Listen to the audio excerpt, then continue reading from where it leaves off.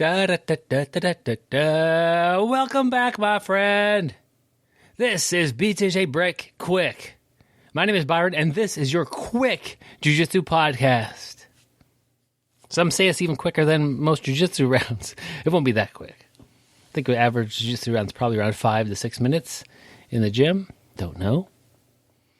It'll be just a lightly educated guess. I'm getting off topic and I haven't even started. This week, we got to do this thing quickly now. This week, we got to talk about struggling with temptations of jiu-jitsu. What are you doing? What do you feel? I guess this comes from my time. Like, what have I felt that is tempting to do that isn't productive? Sometimes I am tempted to avoid the difficult but productive rolls. I love rolling in jiu-jitsu. I think if you do jiu-jitsu and you don't really enjoy rolling, now you don't have to enjoy all the rolls. You don't enjoy rolling with everybody. But if you're rolling with somebody who gives you some good back and forth, escape something, and then maybe you catch them, and maybe they catch you, if that's not fun, I think it's hard to really enjoy jiu-jitsu. It's so much of what we do. But sometimes, and this typically happens if I'm particularly tired, like from sleep, or if it's late in the training session and I'm particularly tired from several other, rolling sessions, I might find myself like, I don't really feel like rolling with that person. I know, so this person I'm describing, and it's not any one person in particular, but it's going to be a good roll. It's going to be a productive roll. But I'm going to have to work my butt off to get anything to happen. And if I'm not careful and I'm not, bringing my A game, I'm going to be in a lot of trouble pretty quick. It's so easy to, walk up to somebody else and say, hey, let's grab this, let's do this third, fourth, fifth round, wherever you're at. I'll roll with you this time.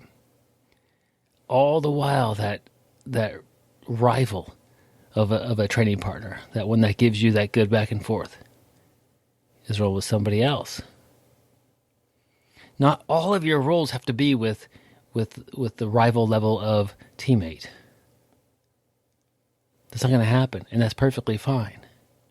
Sometimes you're going to get smashed by somebody who's way better. Sometimes you're gonna roll with somebody who's not as good as you. But if you find yourself avoiding those good matches, in the productive matches, you have a teammate who genuinely wants you to get better at jiu-jitsu. If they see you making a mistake, they might point it out after they catch you with it. Avoiding those rolls just because they're hard work, I think that could be a temptation sometimes. It's like, yeah, I'll grab this roll. This person, I'm going to take a break this round, which is fine. Taking a break with a person who is rather new or doesn't give you a tough round, or is actually taking a break and sitting down and catching your breath. So your next round is going to be productive. Only you know what you're going to be able to do. But usually it's the last round for me. I'm looking around. I'm like, who do I want to roll with? And getting tired. And, if somebody grabs me, that's cool. I'm happy to roll with whoever's there. But if I walk up and I grab somebody who I know is going to give me a hard time, I know that's a good roll. But a lot of times it's like, man, I'm not feeling it. I'm not bringing my game today. I'll grab this person. It won't be so bad. Over the course of a day, that doesn't matter. Over the course of a month, you probably robbed yourself of half a dozen good rolls. Over the course of a year, you won't be as good at jiu-jitsu. Yeah, hey, like that. You won't be as good at jiu-jitsu as you could have been. Now, I'm not saying, I'll talk just a little bit more about who this person is. This role needs to be productive. they're not the biggest badass in the class. Kind of rhymed that one. There's somebody who brings it, but it's a good matchup for you. There's somebody who is not likely to injure you. That's an important thing, especially if you're considering like, oh, I don't know if I'm too tired for this or not. Yeah, well, you know what? They might get you. They might, if you're considering that and you're questioning whether you're too tired for that, it might not be a good role for you. But that's okay. You'll be fighting on more of an empty tank. You'll be using more technique. But it needs to be a trusted teammate. If you're avoiding those roles just because you know it's going to be a lot of work, it's going to be uncomfortable.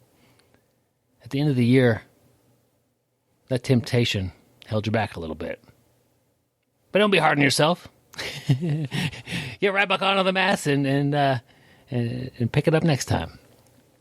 Guys, if you enjoyed the show, we appreciate your support on Patreon. I want you to have a great day, my friend, and stay sweaty.